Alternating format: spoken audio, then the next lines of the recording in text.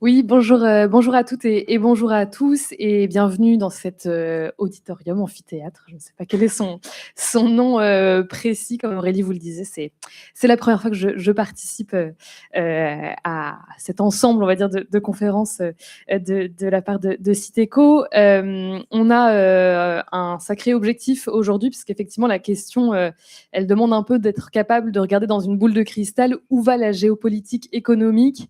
Bon, on aurait presque envie de se dire où va la géopolitique tout court, et on voit bien que c'est très compliqué de trouver une réponse par les temps qui courent. On est le 10 avril aujourd'hui, on pourrait presque fêter un anniversaire si on avait l'esprit à la fête. C'est les 1 an du Liberation Day, ce fameux jour qui était donc le 2 avril de l'année dernière.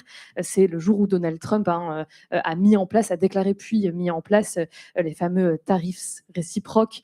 Voilà, c'est l'idée d'instaurer des droits de douane pays par pays, hein, qui ont remplacé progressivement le taux plancher mondial qui était de 10% auparavant. Et puis, depuis ce 2 avril-là, il y a eu énormément de rebondissements. Je pense que bien malin, ou en tout cas très bien informé, est celui ou celle qui arrive à retracer la chronologie précise de tous les revirements en termes de décisions de droits de douane de la part de Donald Trump. Mais il n'y a évidemment pas que ça. Nos deux intervenants vont nous le dire, hein.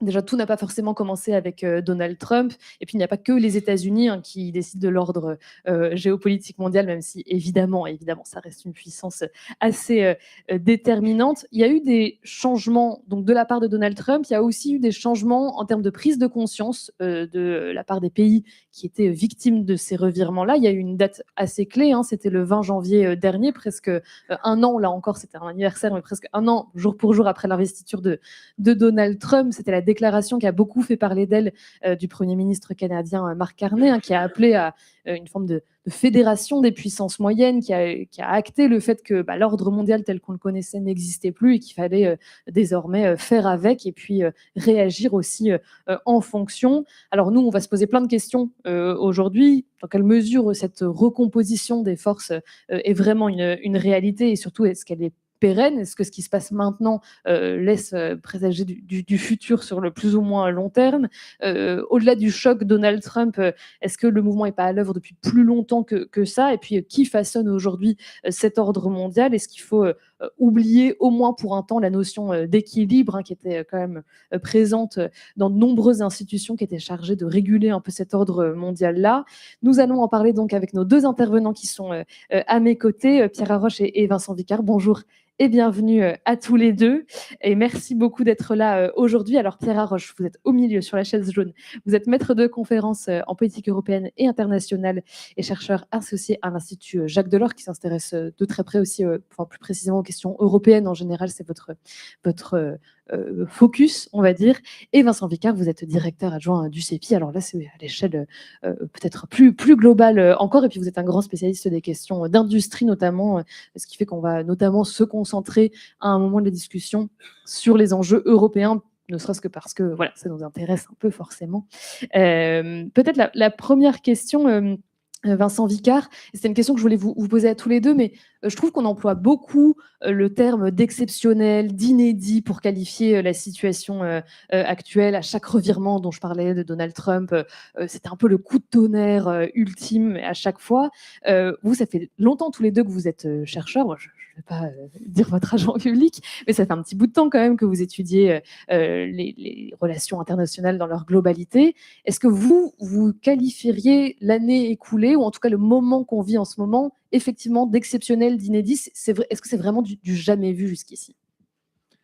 Alors, bonjour à toutes et tous. Alors oui, il y a une dimension exceptionnelle. C'est une évidence. En tout cas, sur les questions économiques, il y a une dimension exceptionnelle. Voilà, il y a eu beaucoup d'évolutions dans les droits de douane, comme vous le rappeliez, beaucoup d'augmentations. Maintenant, on est à des niveaux un petit peu plus bas, mais qui ne sont pas beaucoup plus bas finalement que ceux qu'on a connus en avril-mai de l'année dernière.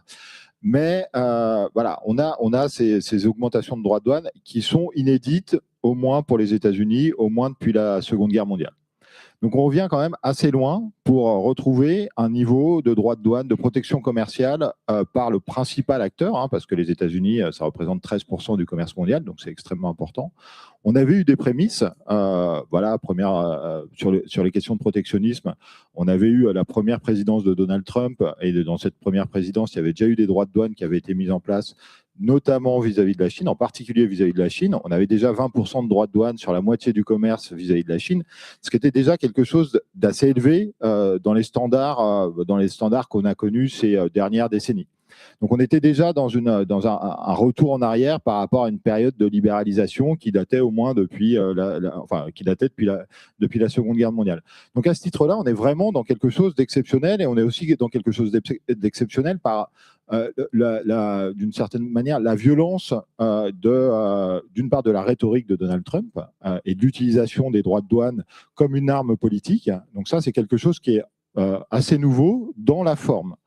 Ce n'est pas forcément quelque chose qui est nouveau dans la logique qui est derrière, parce que la logique protectionniste, elle n'a pas disparu quand Trump est parti du pouvoir et a été remplacé par Joe Biden. Elle n'a pas disparu. Les droits de douane que j'évoquais entre les États-Unis et la Chine, ils ont été maintenus par Joe Biden. Il y a eu des mesures qui ont été prises, notamment sur les semi-conducteurs, d'interdiction d'exportation vis-à-vis de la Chine de semi-conducteurs, qui ont aussi été assez importantes, et en fait, avec des effets au moins aussi important, si ce n'est plus, sur des secteurs stratégiques. Donc cette logique d'utiliser des liens économiques à des fins géopolitiques pour des enjeux politiques derrière, et les enjeux politiques étant la rivalité entre deux superpuissances, les États-Unis, la superpuissance établie, et la Chine, la superpuissance montante, était déjà présente, et elle était déjà présente du côté des États-Unis, mais au moins depuis une décennie, elle était aussi déjà présente du côté de la Chine. On a eu beaucoup d'épisodes de ce qu'on appelle des épisodes de coercition économique, donc le fait d'utiliser des liens économiques à des fins politiques. Et par exemple, pour la Chine, on peut en recenser au moins une quarantaine de cas publics depuis 2010. Le premier étant, en 2010, qui est beaucoup utilisé en général, c'est des restrictions d'exportation sur les terres rares vis-à-vis du Japon. Et donc, ça fait écho à ce qui s'est passé il y a quelques mois, où la Chine a mis en place des restrictions d'exportation sur les terres rares vis-à-vis de l'ensemble du monde. Alors, c'était d'autres terres rares à l'époque qui étaient moins importantes, mais on avait déjà cette utilisation du commerce de biens qui étaient produits essentiellement en Chine, vis-à-vis d'un partenaire commercial, le Japon, dans le cadre d'un conflit politique sur des îles, donc sur la souveraineté sur des îles dans le Pacifique entre les deux pays. Donc c'est quelque chose qu'on connaît au moins depuis une décennie, une quinzaine d'années. On a une multiplication de ces cas de d'irruption du géopolitique dans l'économie. Et donc de ce point de vue-là, c'est un petit peu moins exceptionnel, c'est plutôt une tendance de long terme, et qui marque une rupture, cette tendance depuis au moins les années 2010, elle marque une rupture sur au moins les 30 dernières années et ce qu'on avait connu, la période d'hypermondialisation qu'on a connue à partir du début des années 90. Alors c'est hyper intéressant ce que vous venez de dire, Vincent Vicard, cette idée que la géopolitique s'est immiscée finalement dans les logiques économiques. Pierre Haroche, dans quelle mesure, finalement, quand on étudie la géopolitique de façon générale, c'est étonnant de voir des arguments économiques, la raison économique, finalement, passer un peu en dessous des raisons géopolitiques. Est-ce que c'est, en fait, de quelle nature est cette rupture? Est-ce qu'on peut se dire que c'est l'économie qui prend le pas sur tout? Si Trump a fait ça, c'est parce qu'il y avait une forme de rationalité, hein. C'était l'idée de boucher le déficit commercial des États-Unis, de se protéger aussi. On pourrait se dire que, en termes de matières premières que vient d'évoquer Vincent Vicard, c'est aussi une raison économique. Et finalement, parce que c'est rationnel économiquement, on se fiche de la diplomatie, on se fiche de la géopolitique, ou est-ce que c'est pas vraiment ça qui est en train de se passer? Est-ce que c'est vraiment l'économie qui est en train de prendre le pas sur tout, selon vous? Alors, merci beaucoup. Je pense qu'effectivement, il peut y avoir un mélange, et vous avez raison de rappeler qu'il peut y avoir plusieurs niveaux d'analyse, c'est-à-dire il y a des choses qui sont liées à Trump qui peuvent être un petit peu surprenantes par rapport au passé, mais qu'on n'observe pas simplement dans l'économie. Les décisions qu'il prend de façon générale, même sur des choses beaucoup plus traditionnelles, la façon de faire la guerre, la façon de négocier, il y a plein de choses qui sont pas tout à fait conformes aux habitudes ou aux traditions et qui tiennent, pour placer ça dans le cadre d'une évolution plus structurelle, qui tiennent plutôt de l'évolution d'un système un peu populiste, c'est-à-dire qui rejette la façon dont l'establishment de la politique économique, l'establishment de la politique étrangère fait les choses de façon habituelle. Pour prendre juste un exemple qui n'est pas directement économique, la façon de négocier, d'envoyer systématiquement un collègue du monde de l'immobilier et son beau-fils à la place de l'ensemble de l'appareil du secrétariat d'État. Voilà, ça c'est quelque chose de typiquement populiste, c'est-à-dire je n'ai confiance que dans les personnes en qui j'ai confiance personnellement, pas dans l'administration. Donc il y a des choses qui tiennent au phénomène populiste et à Trump et qui ne sont pas vraiment uniquement, en tout cas principalement, des évolutions économiques. Si je reviens à ce que vous disiez, c'est-à-dire la fusion progressive entre les questions de sécurité internationale et les questions d'économie, alors oui, ça c'est quelque chose qui dépasse complètement Trump, qui vient de plus loin. Les auteurs qui s'intéressent à ça disent que d'une certaine manière, c'est la montée en puissance de la compétition entre la Chine et les États-Unis qui est cruciale. Pourquoi ? Parce que, en fait, la guerre froide, il y avait une compétition de puissance très très forte, bipolaire aussi, mais les deux adversaires principaux étaient en concurrence principalement sur le domaine militaire, mais dans le domaine économique, ils pouvaient aussi d'ailleurs d'une certaine manière être en concurrence, mais ils ne partageaient pas le même système. Et donc, ils n'étaient pas interdépendants, ils ne commerçaient pas beaucoup entre eux, ils ne se transféraient pas beaucoup de technologies entre eux. Et donc, d'une certaine manière, on pouvait avoir un cloisonnement entre, d'une part, le monde économique où, lorsqu'il s'agissait de mettre en place des institutions, de prendre des décisions multilatérales, etc., ça se faisait souvent entre gens du même système, typiquement entre occidentaux, et puis la compétition militaire, où là, les deux mondes se faisaient face. La nouveauté avec le système bipolaire Amérique-Chine, c'est qu'en plus, ils font partie du même monde économique, et en plus, par rapport à la période post-guerre froide, les États-Unis considèrent qu'ils ne peuvent pas se permettre d'être un gentil régulateur. Ils considèrent qu'ils sont talonnés par un compétiteur très proche, et que donc ils doivent d'abord penser à leurs intérêts relatifs. C'est un petit peu un critère qui est beaucoup utilisé en théorie des relations internationales pour faire la différence entre de l'économie et de la géoéconomie. On dit, si vous cherchez des gains absolus, si vous cherchez à être plus riche, ça, c'est de l'économie traditionnelle. Si vous utilisez des décisions économiques, si vous utilisez des politiques économiques, non pas pour faire des gains absolus, mais pour faire des gains relatifs, c'est-à-dire pour vous trouver dans une meilleure position qu'un adversaire, y compris d'ailleurs si tout le monde perd. Vous pouvez avoir une décision, et c'est ce qu'on appelle la géoéconomie, c'est-à-dire faire rentrer des considérations de sécurité internationale en priorité dans une décision économique. Vous pouvez avoir des décisions qui font perdre de l'argent à tout le monde, mais vous vous dites, moi je perds un peu moins que l'autre, et donc je suis dans une meilleure position pour l'avenir. Et ça, effectivement, c'est quelque chose qui monte avec la compétition de puissance Chine-États-Unis, et qui fait que, je pense aussi, on peut faire une différence entre ça et du protectionnisme. Parce que le protectionnisme, comme vous dites, c'est quelque chose de très classique, y compris dans la rationalité économique habituelle. Généralement, on ne fait pas forcément ça avec des considérations de sécurité internationale. On peut dire, j'ai un secteur qui n'est pas capable de faire face à la concurrence internationale, ou j'ai une économie, une industrie naissante qui n'est pas encore tout à fait équipée pour faire face à la compétition mondiale. Et donc, je vais mettre un peu de protectionnisme. Ça, c'est toujours de la rationalité économique. L'enjeu, in fine, c'est toujours de gagner de l'argent. En revanche, si l'enjeu, c'est de faire mal à l'autre ou d'éviter que l'autre puisse nous faire mal, là, on est dans une logique de sécurité internationale.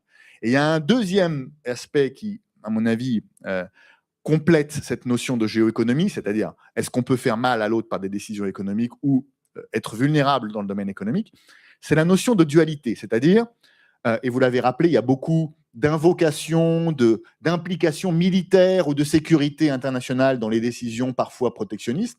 C'est-à-dire, OK, c'est de l'économie, mais derrière l'économie, il y aura du militaire, donc on ne peut pas considérer que c'est de l'économie. Typiquement, quand l'administration Biden dit alors l'intelligence artificielle, les semi-conducteurs avancés, tout ça, en fait, on considère que c'est du militaire au bout du compte. Et donc, on ne peut pas se permettre de faire du commerce ordinaire avec la Chine là-dessus parce que c'est donner des armes à un adversaire potentiel qui peut les retourner contre nous. Là aussi, c'est un adversaire qui fait sortir d'une logique strictement économique en se disant si un jour on a une guerre, qu'est-ce que ça va donner? Donc en fait, l'enjeu n'est pas de faire du business, l'enjeu c'est de préparer la guerre. Alors, je rentre un peu dans le détail, mais pour qu'on soit bien clair là-dessus, finalement, il y a 2 moments historiques qui ont été identifiés par tous les 2. Il y a ce milieu des années 2010 avec la montée en puissance, on va dire, de la rivalité Chine-États-Unis. Vous, Pierre Haroche, vous nous avez parlé finalement du tout début des années 90, chute du mur. C'est un peu ça le moment charnière. Comment vous vous situez entre ces 2 moments? Enfin, si on devait vraiment fixer un moment de rupture, quel serait-il? Parce qu'il y a quand même un petit laps de temps entre début 90 et 2010. Juste très rapidement, moi je suis d'accord avec 2010. Ce que je disais, les années 90, c'était plutôt le moment d'unipolarité américaine où d'une certaine manière, la notion de on a un compétiteur qui est très proche n'était pas forcément là. C'est pour ça qu'on pouvait considérer qu'à ce moment-là, les États-Unis pouvaient encore se permettre de prendre des décisions en termes de gains absolus. C'est-à-dire, personne n'est capable de rivaliser avec nous, donc on peut penser en termes d'intérêt collectif. Voilà. Mais je suis tout à fait d'accord sur le fait que c'est dans les années plutôt 2010 que là s'impose l'idée qu'ils sont talonnés par la Chine. Alors, il faut nous expliquer, Vincent Vicard, ce qui s'est passé à ce moment-là, pourquoi il y a cette rivalité qui a pris de l'ampleur. Est-ce que la Chine s'est dit que c'était une méthodologie, une méthode à appliquer qui pourrait lui être bénéfique d'un point de vue économique et politique? Alors, je ne pense pas qu'on ait de bonnes explications pour expliquer pourquoi on a changé justement dans cette appréciation. On constate qu'il y a un changement. Il y a un changement. Alors, on a parlé de protectionnisme. Il y a des auteurs qui qualifient ça de néo-mercantilisme. Donc, l'idée que justement, on arrive, au lieu d'être dans un jeu à somme positive dans nos négociations avec nos partenaires commerciaux, on est dans un jeu à somme nulle où on considère que nos gains sont les pertes des autres et inversement. Donc, on a ce basculement, on l'observe. Je trouve que c'est assez difficile d'expliquer exactement ce qui a mené à ça. Clairement, la montée en puissance de la Chine, c'est une des dimensions qui a été sous-estimée.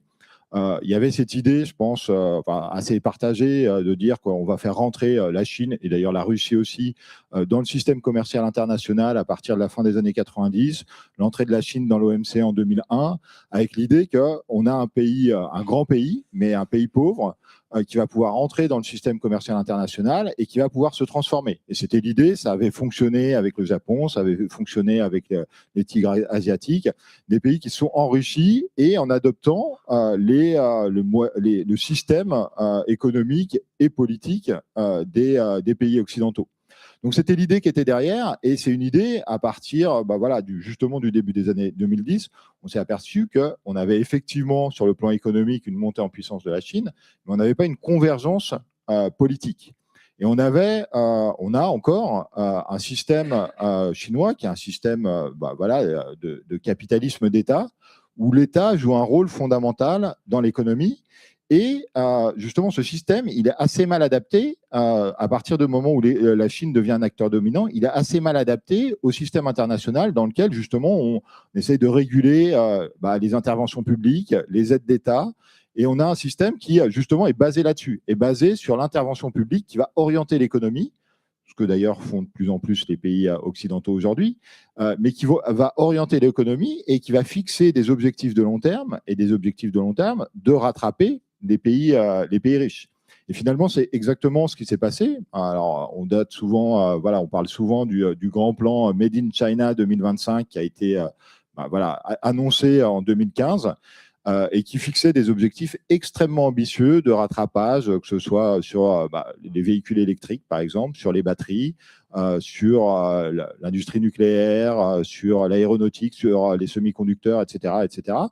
Il y avait 10 secteurs qui étaient listés où il y avait un objectif de réduire les dépendances, développer des acteurs locaux, faire venir des acteurs étrangers pour pouvoir apprendre d'eux, développer des acteurs locaux et devenir des champions mondiaux sur ces secteurs-là, et ces secteurs qui étaient les secteurs de pointe et les secteurs de spécialisation des États-Unis, de l'Europe, du Japon, en tout cas de tous les pays riches.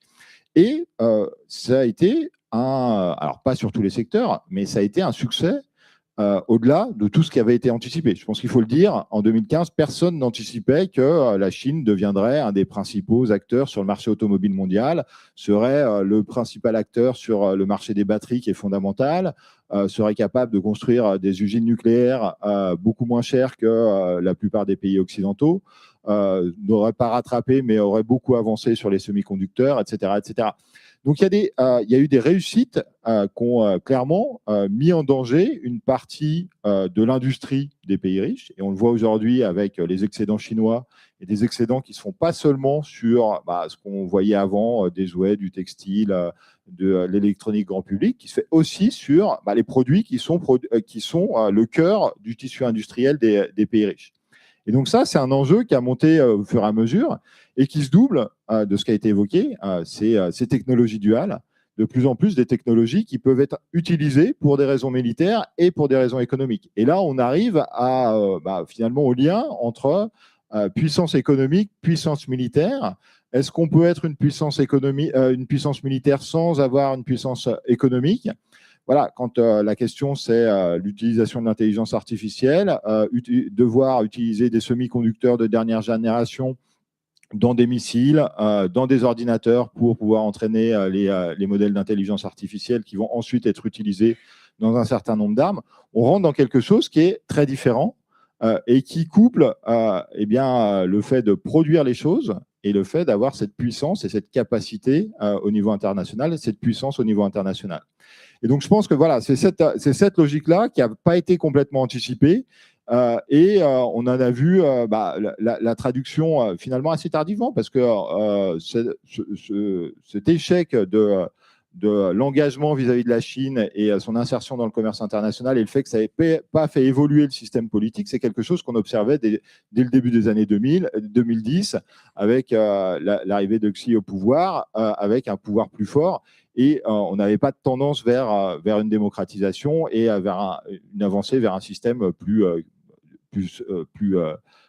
similaire au capitalisme qu'on connaît dans les pays occidentaux. Et donc, on a une réaction qui est arrivée avec retard, mais effectivement, qui conduit à cette réaction des États-Unis, qui considèrent qu'ils ne gagnent plus au système qu'ils ont eux-mêmes mis en place depuis la fin de la Seconde Guerre mondiale.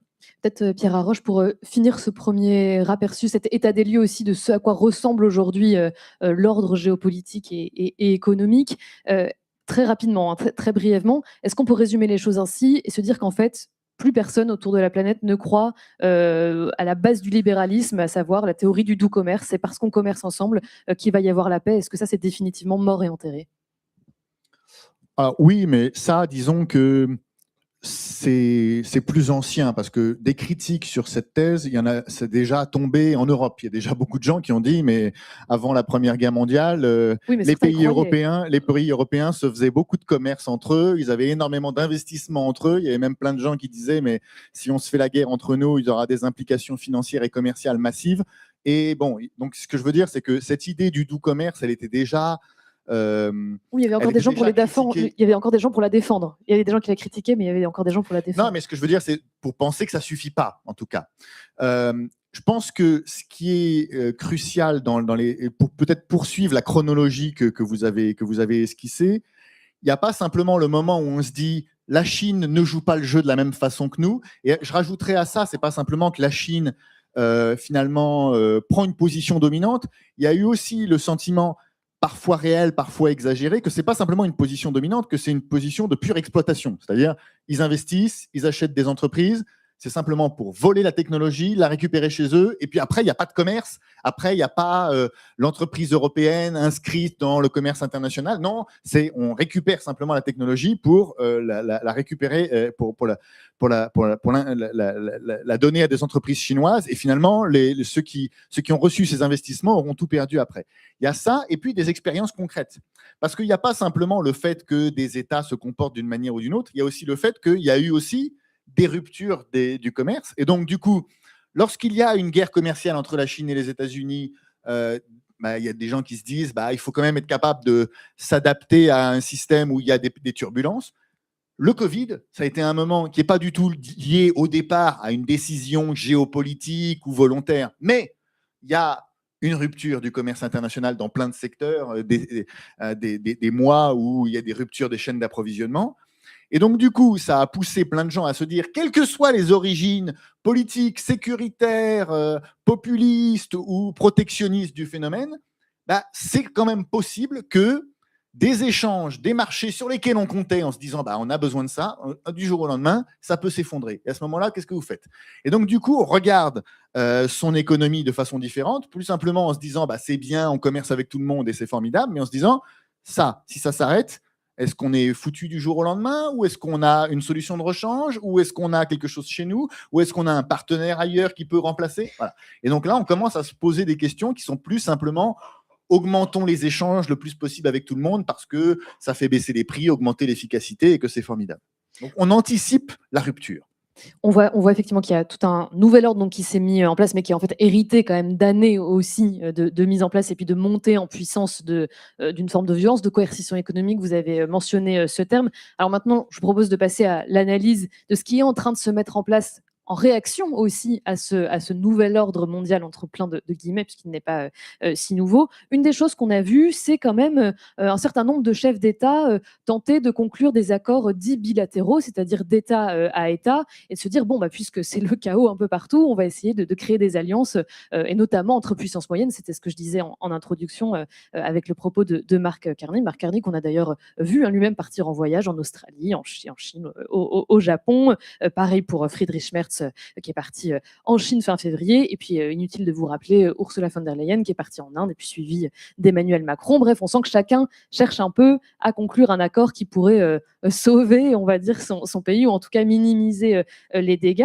Vincent Vicard, est-ce que multiplier les accords bilatéraux, ça remplace le multilatéralisme? Est-ce que c'est viable finalement comme modèle? Alors, non, enfin en tout cas, on a déjà beaucoup d'accords bilatéraux en fait. Donc, quand on voit par exemple l'Union européenne, on parle d'un accord avec les pays du Mercosur, on parle d'un accord avec l'Inde. L'Inde, c'est 1% du commerce de l'Union européenne. Donc on parle de ça a été présenté comme l'accord de tous les accords. Enfin, exactement, mais ça reste 1% du commerce de l'Union européenne. L'Australie, c'est à peu près à 1%, avec des spécificités, parce qu'on parle justement de matières premières, et donc il y a des questions de dépendance aux matières premières qui sont particulièrement importantes. Mais de manière générale, on ne remplace pas, alors si l'idée c'est de remplacer le marché américain, on ne remplace pas 25%, entre 20 et 25% de la demande mondiale par des petits pays qui restent relativement petits. Donc, d'une manière générale, en termes économiques, on ne remplace pas le marché américain. Le marché américain, c'est vraiment la source de demande mondiale. Et ça l'est depuis au moins 20 ans.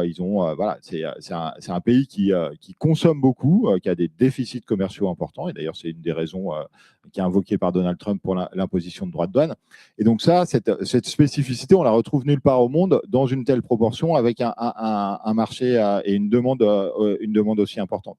Donc ça, on ne va pas retrouver avec uniquement des accords commerciaux le système tel qu'il existait avant. Et par ailleurs, je pense qu'il y a effectivement du côté américain une vraie remise en cause justement des bases et des fondements du système multilatéral tel qu'il existe. Parce qu'on l'a évoqué tout à l'heure, il y a plus une logique transactionnelle de Donald Trump, mais cette logique transactionnelle, elle se fait presque d'abord et avant tout avec ses alliés. Et c'est ça qui est quelque chose qui est nouveau quand même, et qui était assez peu attendu. Si on se replace en février dernier, tout le monde s'attendait à ce que Donald Trump mette des droits de douane, mais personne ne s'attendait à ce qu'il mette des droits de douane d'abord sur le Canada et le Mexique, et qu'ensuite il cible en particulier l'Union européenne. Donc il y a des sujets historiques vis-à-vis de l'Union européenne, il y a des sujets historiques vis-à-vis du Canada et du Mexique, notamment dans le secteur automobile et les délocalisations qu'il y a pu avoir.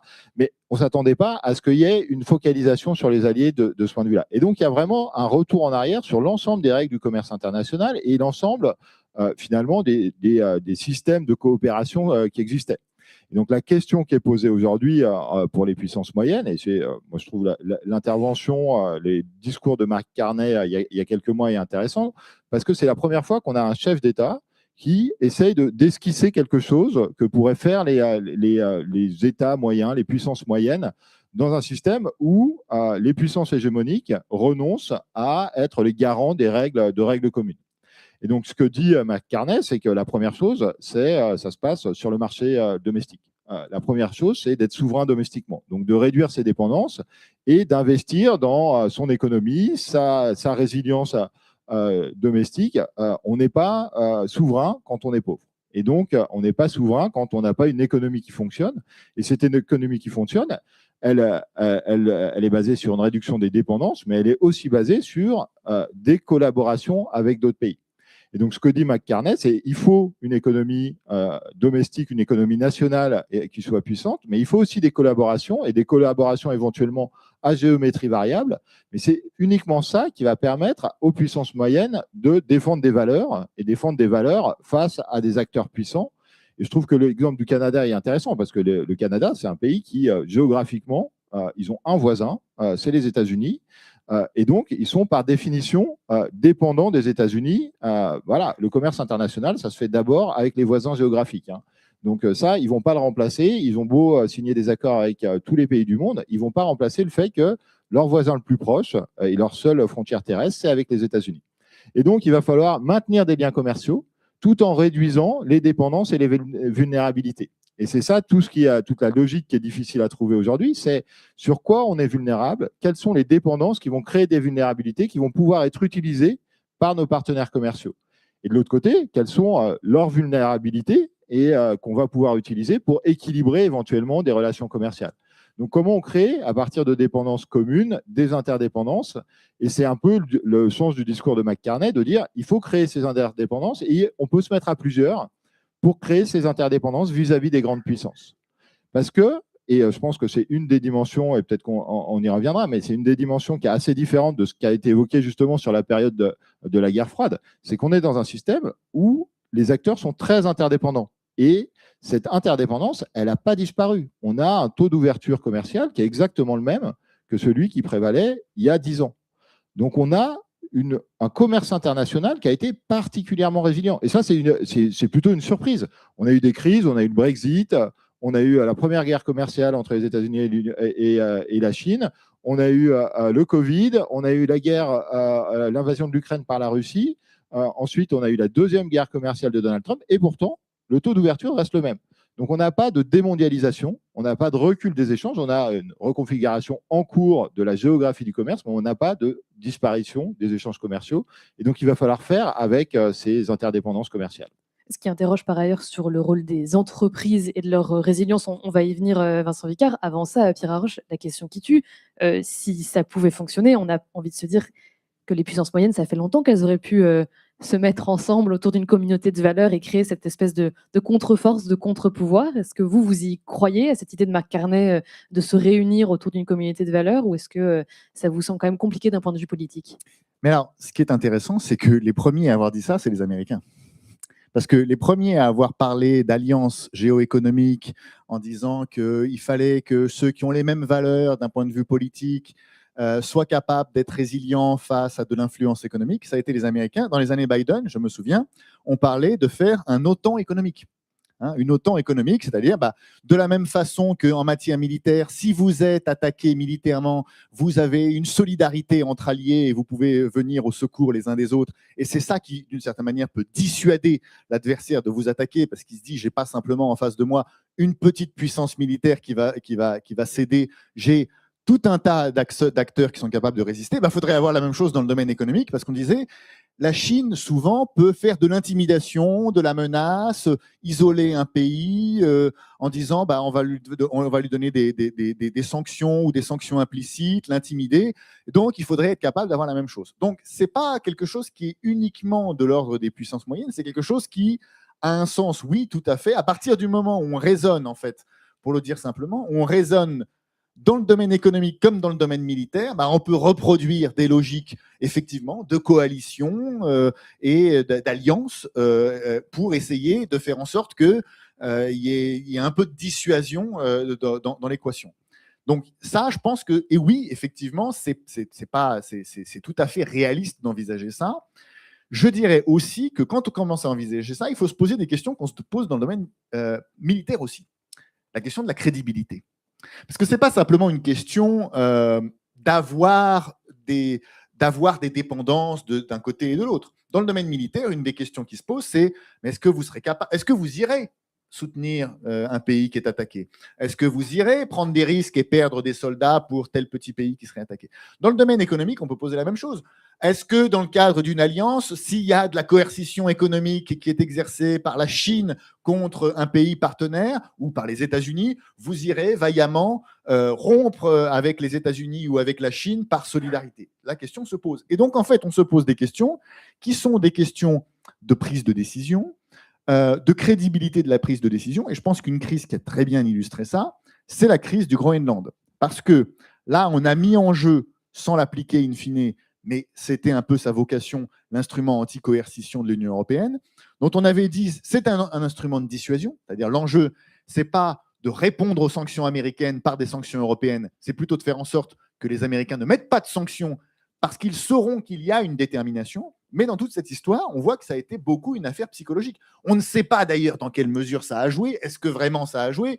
C'est aussi le problème de la dissuasion militaire. On ne peut pas refaire le scénario si ça se serait passé autrement. Mais on voit que ça fait partie de l'équation, c'est la crédibilité psychologique, et donc aussi une forme de lien politique, de lien psychologique qu'il y a entre les États, et de dire, bah, voilà, on envoie des signaux forts de notre détermination, de notre capacité à souffrir pour s'il y a une tentative de tester notre alliance, de tester notre détermination. Donc ça, c'est important. Et je dirais que ça ajoute aussi une autre chose, c'est la connaissance précise de ces vulnérabilités, aussi bien, comme vous l'avez dit, les nôtres et les leurs. Ce qui n'est pas forcément quelque chose de très facile, parce que quand on parle de vulnérabilité militaire, d'une certaine manière, c'est simple, les armées, elles appartiennent aux États. Les entreprises, elles n'appartiennent pas aux États. Et elles n'ont pas forcément l'habitude de considérer que leur organisation interne, leurs clients, leurs fournisseurs, leur chaîne d'approvisionnement, tout ça, ça regarde les pouvoirs publics qui vont leur expliquer, alors ça va, ça va pas, ça c'est vulnérable, ça c'est OK. Et on l'a vu, là encore, dans la crise Covid, lorsque, et là, ce n'était pas forcément une question de lutte, de compétition de puissance, mais lorsque on a commencé à faire des vaccins, eh bien, on s'est demandé, parce qu'il y avait des restrictions au départ pour des raisons sanitaires, bah, qu'est-ce qui est produit où?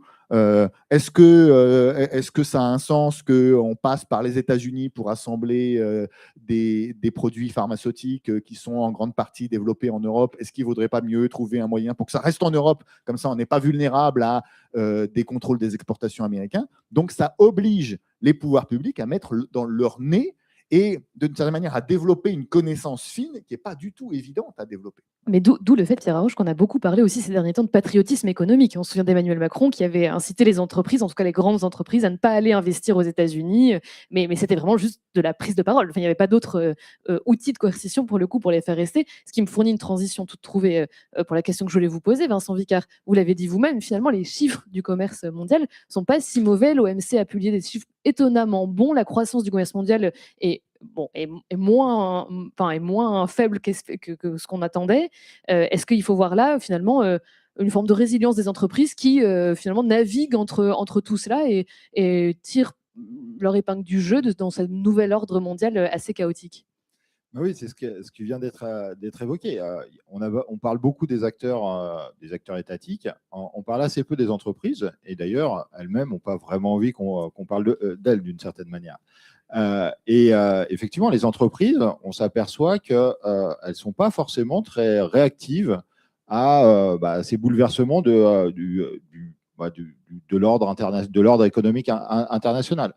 Moi, il y a un exemple que j'aime bien prendre et qui me paraît assez parlant, c'est l'exemple d'Apple. Apple, c'est une entreprise américaine, très identifiée comme une entreprise américaine, qui produit à peu près pas aux États-Unis. Elle produit historiquement presque tous ses produits en Chine. En tout cas, elle les assemble en Chine et de plus en plus, elle les produit en Chine. Aujourd'hui, on est en 2026, donc on est 8 ans après le début du conflit commercial entre les États-Unis et la Chine. Ça a commencé en 2018 par des droits de douane massifs vis-à-vis de la Chine. Apple a commencé l'année dernière à produire des iPhones en dehors de Chine. Donc, elle commence à en produire en Inde pour le marché américain.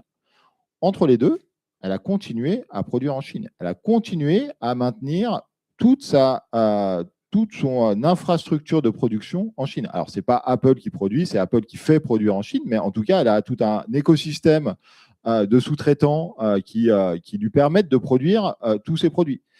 à tel point que quand il s'est avéré qu'il fallait qu'ils choisissent où produire leur nouveau casque de réalité virtuelle, ils ont choisi, et on est en 2023, ils ont choisi de le produire en Chine.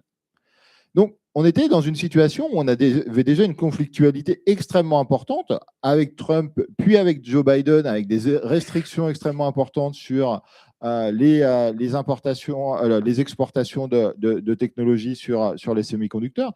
Et pourtant, Apple continuait à produire en Chine. Et on voit bien que ces entreprises, finalement, c'est des entreprises qui ont grandi avec la mondialisation. Ces réseaux de production, c'est au cœur de leur fonctionnement. C'est des entreprises qui ont grandi. En fait, les entreprises multinationales d'aujourd'hui, la plupart, elles sont devenues de grandes entreprises multinationales à partir du milieu des années 90. On avait des entreprises multinationales avant, mais elles étaient relativement limitées. Leurs activités, elles étaient d'abord et avant tout dans leur pays d'origine, à part certains cas particuliers. Toutes les grandes multinationales qu'on connaît aujourd'hui, qui ont de l'activité à l'étranger, qui ont pour certaines plus d'activité à l'étranger que dans leur pays d'origine, elles se sont développées à partir du milieu des années 90 dans un monde ouvert. Dans un monde ouvert où les questions géopolitiques n'étaient pas fondamentales, en tout cas dans les grands marchés, n'étaient pas fondamentales pour l'accès au marché et donc n'étaient pas fondamentales dans leurs décisions d'investissement. Et elles ont beaucoup investi. Même pour une entreprise comme Apple, qui est une entreprise qui est connue d'abord et avant tout pour son innovation, pour sa recherche et développement, eh bien, le PDG d'Apple, Tim Cook, ce n'est pas un ingénieur, hein, c'est le responsable de la logistique, l'ancien responsable de la logistique d'Apple, qui a mis en place toute la chaîne d'approvisionnement et la chaîne de production en Chine, justement, et en Asie. Et donc, c'est des entreprises qui ont énormément investi justement dans ces chaînes de production internationales et qui ont du mal à revenir en arrière, parce que c'est très difficile de revenir en arrière. Il y a peu d'endroits comme la Chine aujourd'hui qui permettent de produire à moindre coût. Et même s'il y en avait, ça demande des investissements importants parce qu'il y a une question de coordination. Maintenant que vous avez tous vos fournisseurs ou une grosse partie de vos fournisseurs qui sont localisés en Chine, il faut en même temps déplacer vous votre production, mais aussi que vos fournisseurs déplacent leur production. Et puis par ailleurs, vous avez maintenant des acteurs de premier plan en Chine et une innovation à la pointe de la technologie en Chine que les acteurs américains ou européens veulent utiliser, voire veulent copier. Quand Volkswagen dit « je veux rester sur le marché chinois », et donc je veux continuer à investir en Chine, c'est bien parce que le marché chinois de l'automobile, c'est le marché qui est à la pointe de l'automobile aujourd'hui et de l'automobile électrique. Et ça pose des questions, justement d'intérêts divergents entre les États et les entreprises, parce que quand Volkswagen dit « je veux rester en Chine », eh bien, Volkswagen veut aussi maintenir ses positions en Chine, se prémunir contre des actions du gouvernement chinois qui pourraient lui être défavorables sur le marché chinois, et donc fait aussi pression sur son gouvernement pour ne pas mettre de barrières à l'entrée sur le marché européen. Et donc, on arrive dans un moment où peut-être que la nationalité des entreprises va devenir un critère de plus en plus important et les intérêts des entreprises vont être peut-être pris en compte différemment par et les États et les citoyens. On pourrait continuer longtemps sur cette question des entreprises et notamment parce qu'elle n'est pas nouvelle. On pourrait dire que ça fait longtemps qu'on sait que les multinationales ont un rôle à jouer dans les relations géopolitiques depuis les années 80-90. Il y a des théoriciennes, Susan Strange notamment, qui avait théorisé cela. Je vous conseille sa lecture, mais je vois que l'heure avance et je pense que vous avez plein de questions, donc c'est important de vous laisser la parole dans la salle. Un dernier point, j'avais promis qu'on l'aborderait, c'est la réaction européenne. On a vu qu'il y a tout un vocabulaire nouveau qui s'est instauré, souveraineté, économique, entre autres, coercition économique, patriotisme économique. L'Union européenne, elle, a avancé à une nouvelle notion, celle de préférence, récemment. Pierre Haroche, comment comprendre cette notion de préférence qui a été avancée notamment dans l'IAA, l'Industrial Accelerator Act, avec un accent anglais à toute épreuve. Mais cette notion de préférence européenne, est-ce que c'est finalement acté que oui, tout le monde va jouer la carte du protectionnisme à terme ? Non, ce n'est pas acté. Alors justement, ce qui est intéressant, c'est que dans l'Union européenne, il y a des pays différents qui ont aussi un rapport à la mondialisation qui est différent, qui ont un rapport à la souveraineté industrielle qui est différent. Et donc, ça se voit aussi dans les concepts qui sont mis en avant, qui parfois synthétisent ces tensions. Justement, en 2020, au moment de la crise Covid, l'Union européenne a beaucoup développé le concept d'autonomie stratégique ouverte. Et en fait, autonomie stratégique, c'était une façon de dire il faut penser l'économie comme la défense, hein, grosso modo. Mais ouverte, c'était une façon de dire aussi il y a tout un tas de petits pays qui sont très ouverts sur le marché mondial, et qui voient d'un mauvais œil l'idée qu'on commence à mettre un tampon sécurité ou stratégique sur tous les domaines. Et ils disaient, non mais ça c'est un truc de Français qui s'imaginent qu'on va faire du protectionnisme pour la France parce qu'ils ont du mal à affronter la concurrence internationale. Donc, il y a toujours un dosage à faire. Ça ne peut jamais être du tout ou rien. Et moi, je travaille en particulier sur les questions de défense. Ce qui est intéressant, c'est que même dans le domaine de la défense, on ne fait pas de la préférence européenne. Même dans le domaine de la défense, on essaye de doser la sécurité des approvisionnements en disant bah oui, ça ce serait bien qu'on puisse s'appuyer sur l'idée qu'il y a un certain nombre de choses fabriquées en Europe, c'est-à-dire s'il y a la guerre, on puisse rapidement en avoir en masse, augmenter les productions et pas être dépendant de gens qui produisent à l'autre bout du monde et probablement pas pour nous, oui. Mais après, il y a aussi des pays qui se disent bon bah moi je suis aussi dans une relation importante avec les États-Unis, ça m'intéresse de continuer à faire des affaires avec les États-Unis. Il y a des gens qui disent oui, mais moi j'ai une industrie de défense, mais elle est très mondialisée. J'ai des entreprises qui sont liées avec des capitaux américains et donc j'ai pas du tout envie de considérer que ça c'est obsolète, que c'est des étrangers. Non, c'est eux qui font des emplois, c'est eux qui sont le tissu industriel chez moi. Et puis voilà, il y a des alliances aussi, parce que ça c'est aussi, comme vous l'avez dit, c'est la vie des entreprises qui ont fait des stratégies qui sont pas forcément des stratégies nationales, y compris dans le domaine de la défense. Il y a des entreprises dans le domaine de la défense qui sont très liées à des États, mais qui vendent à l'autre bout du monde. Vous avez des entreprises très nationalistes, mais dont les clients importants, à part leur pays d'origine, bah, ça va être plus l'Inde et l'Indonésie que l'Allemagne ou la Belgique. Donc voilà, il y a toujours une tension et on ne peut pas être soit dans l'autarcie, soit dans l'ouverture naïve. Et c'est pour ça que, et ça se voit souvent quand on fait des règlements européens, il y a tout un débat sur mais qu'est-ce que c'est qui est stratégique? Où est la barrière entre ce qu'on peut laisser au marché et ce qu'on doit déclarer comme stratégique? Qu'est-ce que c'est qu'une entreprise européenne aussi? C'est aussi un débat fascinant. C'est-à-dire, est-ce qu'une entreprise européenne, c'est une entreprise entièrement sur le sol européen, qui est contrôlée par des capitaux européens, qui n'a que des décisions européennes? Ou est-ce qu'une entreprise européenne, ça peut être une entreprise aussi liée à des acteurs extérieurs, mais qui a pris certains engagements pour que certaines étapes cruciales soient prises en Europe? Voilà. Donc, c'est toujours un compromis. Et d'une certaine manière, c'est assez logique parce que on ne passe pas non plus de, comme vous l'avez dit, il y a toujours un commerce mondial, même s'il n'est plus en train de monter de façon exponentielle comme dans les années 90, on ne passe pas non plus du commerce exponentiel à la guerre généralisée. On fait des compromis. Et d'une certaine manière, il y a aussi un concept qu'on utilise beaucoup en relations internationales et qui vient un peu de la finance, hedging. On place des investissements à droite, à gauche. Si ça fonctionne pas, bah, peut-être qu'on a la compensation, une assurance en investissant ailleurs. Donc, on est plus dans le compromis que dans la décision radicale. Merci beaucoup et toutes et tous d'avoir été très attentifs et merci à nos deux intervenants. Je pense qu'on peut les applaudir. Merci.